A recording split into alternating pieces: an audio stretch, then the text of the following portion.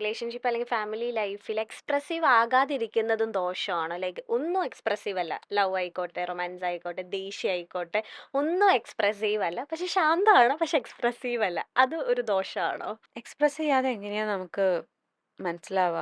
ഉം. ഇഷ്ടമുണ്ടോ, ഇഷ്ടല്ലേ, ദേഷ്യമുണ്ടോ, സങ്കടമുണ്ടോ? ഉം. ഇതൊന്നും മനസ്സിലാവാതെ നമുക്ക് എങ്ങനെയാണ് ഒരാളുടെ കൂടെ ജീവിക്കാൻ പറ്റുക? ഉം.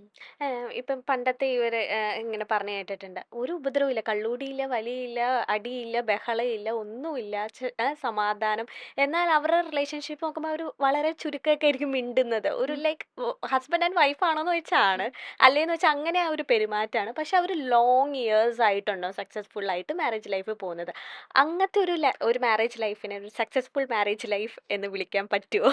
ഞാൻ ആ വേർഡാണ് നോക്കിയത്. സക്സസ്ഫുൾ എന്നുള്ളത്, നമ്മളൊരു റിലേഷൻഷിപ്പ് എന്ന് പറയുന്നത് നമ്മളെ മ്യൂച്വലി ഹാപ്പി ആക്കാനും ഉം. ഒരുമിച്ച് ഗ്രോ ചെയ്യാനും ഉം. ഉം. നമ്മളൊരു ബെറ്റർ പേഴ്സൺ ആക്കാനും ഉം. നമ്മളൊരു ബെറ്റർ ലെവലിലേക്ക് എത്താനും ഉം. അത് പല കാര്യങ്ങളിൽ നമ്മളെ ത്രൈവ് ചെയ്യാൻ ഹെൽപ്പ് ചെയ്യുന്ന ഒരു യൂണിയനാണ്, ഉം. ഉം. ഉം. ഉം.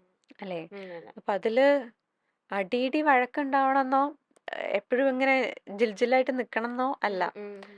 അറ്റ്ലീസ്റ്റ് നമുക്കുണ്ടാകുന്ന ഫീലിങ്സ് ഉം. ഷെയർ ചെയ്യാൻ പറ്റുക എന്നുള്ളത് നമ്മുടെ ഇന്റേണൽ വേൾഡ് മറ്റേ ആൾക്ക് മനസ്സിലാക്കി കൊടുത്താലല്ലേ ഉം. അയാൾക്കും അതിനനുസരിച്ച് പെരുമാറാൻ പറ്റൂ. ഉം.